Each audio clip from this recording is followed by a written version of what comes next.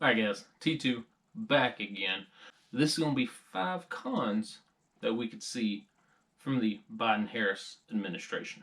If you like this video, make sure you leave the like button, leave a comment, even subscribe to the channel. Number 1 is obviously more taxes. The administration has already talked about how they want to take back the tax cuts that we had last year on top of other new taxes that we could potentially be seeing. I don't know how middle class it's going to affect, if it's only going to be super rich or if it's going to be everybody. I personally already pay the government a ton of taxes every single year. I really don't want to add more.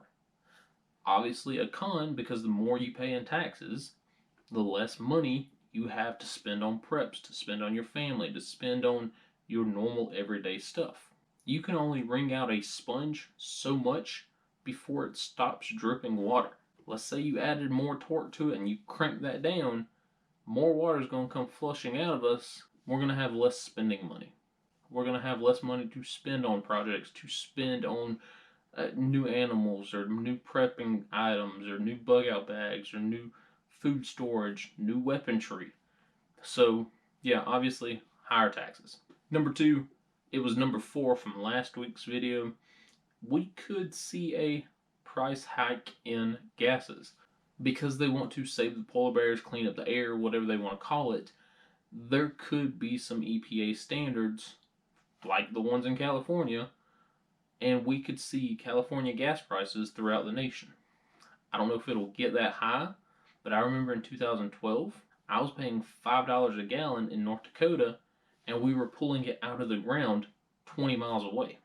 So yeah, we could see higher gas prices. Number 3 is the biggest one that's been talked about in the last, I'd say, year, 2 years, and that is, of course, defunding the police departments. A lot of people on that side of the aisle have mentioned how they don't trust the cops, they don't trust the departments are spending too much money, and we're going to cut their funding.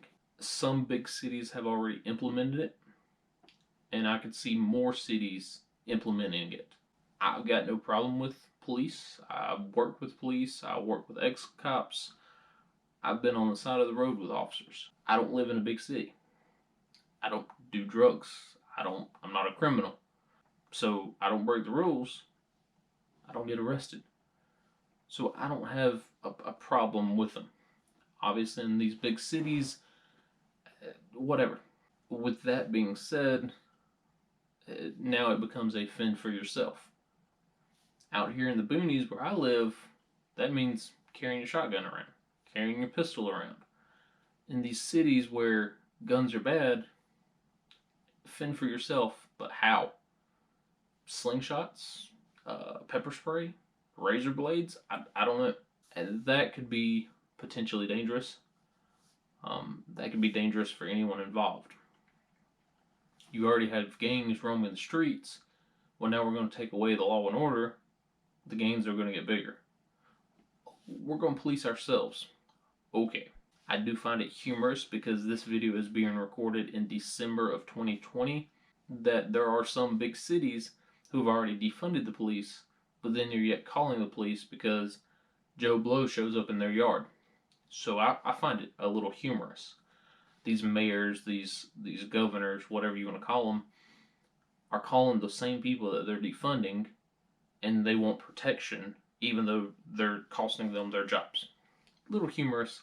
But again, if you live in a bigger city, I don't know what that means for you. Carry whatever self-defense weaponry you want to carry and are allowed to carry, and make sure you go home at night. That's all I can tell you. Y'all voted for it. Y'all are the ones that wanted it to happen. If you live in one of these cities, it's your fault. So, good luck. Number 4 is, of course, more lockdowns. Pandemic's been going on for over a year now. To properly kill off this virus, you're going to need an 8-week to 12-week complete shutdown. Essential employees only. Taco Bell, McDonald's, Burger King employees are not essential. Your Kmart, Walmart workers are not essential. Your gas station's attendants, maybe, maybe not. But like strict lockdowns is what I see coming. The Trump administration said, hey, you states do whatever you want to do. Some went full blown communist lockdown. Some said, hey, just walk around, maybe wear a mask, stay 6 foot apart. Results were varied. You had some states that were on complete lockdown that had the highest number of cases and the highest number of deaths. You know, it doesn't help that you put your C patients in nursing homes, New York. Then you had other states where you're free to roam and they had the lowest number. So I could see a major lockdown. Obviously, a major, major con because, again, you're going to see more rushes on the grocery store. You're going to see more rushes on your supplies that we lost in spring and early summer last year when the first lockdowns hit. Obviously, not being able to work, not being able to go to work, go to school for at least 12 weeks, if not longer. You know, we had protests up in Michigan about it, which, granted, you know, communist Michigan, I think we're going to see more protests about it, which turns around and more lockdowns. So obviously, be prepared for more lockdowns and actual serious lockdowns this time. You know, if you live in a big city like New York, go ahead and start preparing because they're coming. Out here where I live, we saw a run on the grocery store. By the next week, week after, they were restocked. I know of one YouTuber up there who is a prepper, and every day he would, oh my God, you know, we're out of everything, and da da da da da. That's kind of what happens when you put 10 million people in a city the size of my town with no grocery stores. You're going to run out of stuff. Obviously. So, yeah, expect it. And number one is obviously GUN control. Now, I got to be honest with you.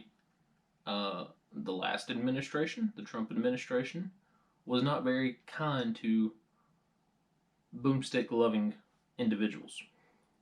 So, I don't know what else we're going to lose. We lost bump stocks, which were stupid anyway.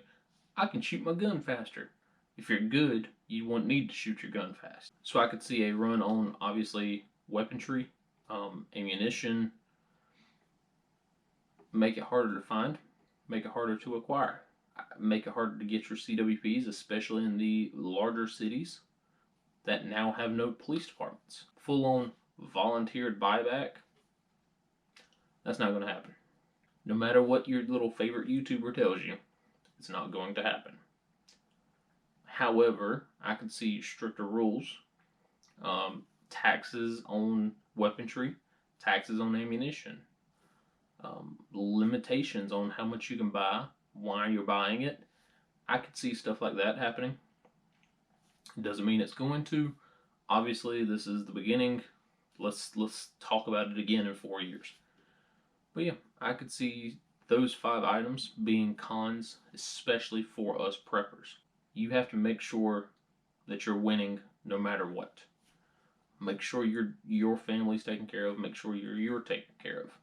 Be prepared for more lockdowns, and don't take your weaponry on boats because they tend to sink a lot. Just saying. But guys, hopefully the next 4 years fly by. Hopefully the next 4 years are good, and we don't have any of these cons that I just listed. I guess we'll sit around and see. Hopefully in 4 years we're not all speaking some other language. Again, I guess we'll see. I guess. Hope you enjoyed this video. Good luck in the next 4 years. If you've enjoyed this video, make sure you hit that little like button. Please consider subscribing to the channel. It really helps the channel grow. Again, we'll be doing giveaways here pretty soon. Hope you guys have a good day. T2 out.